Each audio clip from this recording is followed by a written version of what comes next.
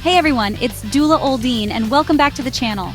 Now, I know what you're thinking. Doula Oldine, you're not a pediatrician. And you're right, I'm not. But I do know a thing or two about taking care of people and babies. Well, they're just tiny humans with a whole lot of needs.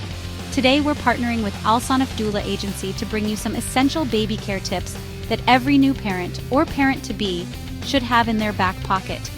We're talking burping, massages, the ideal room temperature for your little one. All the stuff that can feel a little overwhelming at first. Being a parent is a beautiful, messy, and sometimes confusing journey. So let's clear up some of that confusion and make those first few months with your newborn a little bit smoother. Let's get started. Alright, let's talk burping. We all know that feeling of a good burp after a big meal, right?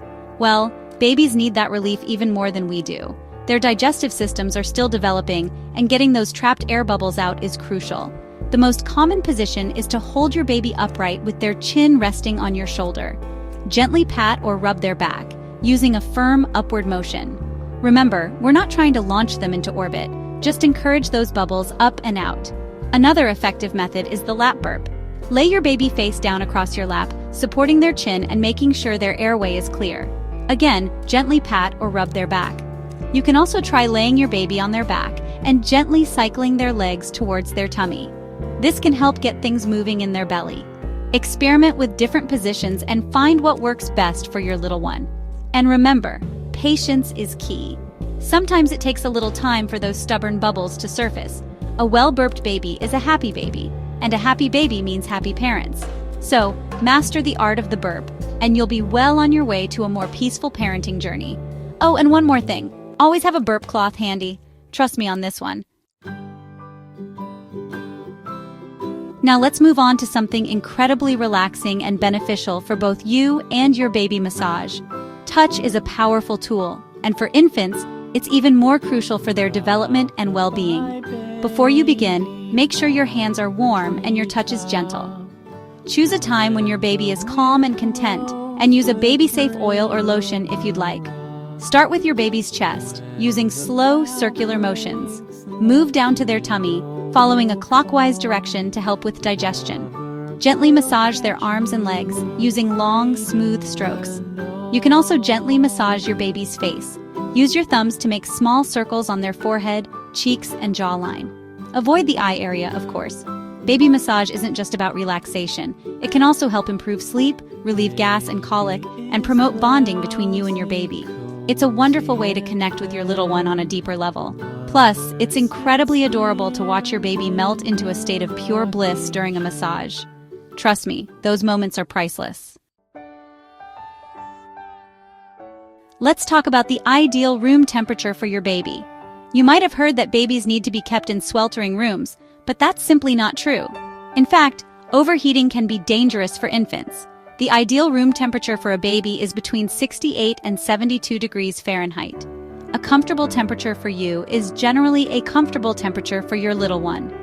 A good way to check if your baby is too hot or too cold is to feel their chest or back. If their skin is hot or sweaty, they're likely too warm. If their hands and feet are cold, they might be too cold.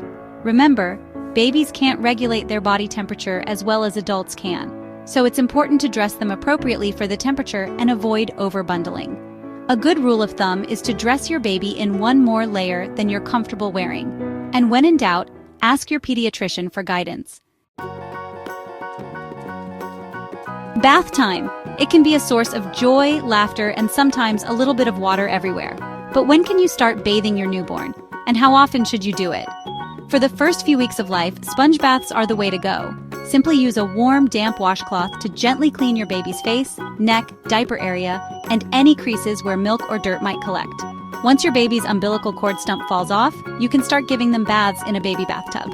Aim for 2 to 3 baths per week. You don't want to bathe them too often, as this can dry out their delicate skin. When bathing your baby, use lukewarm water and a gentle baby-safe soap. Support their head and neck at all times, and never leave them unattended in the bath, not even for a second. Bath time should be a fun and bonding experience for you and your baby.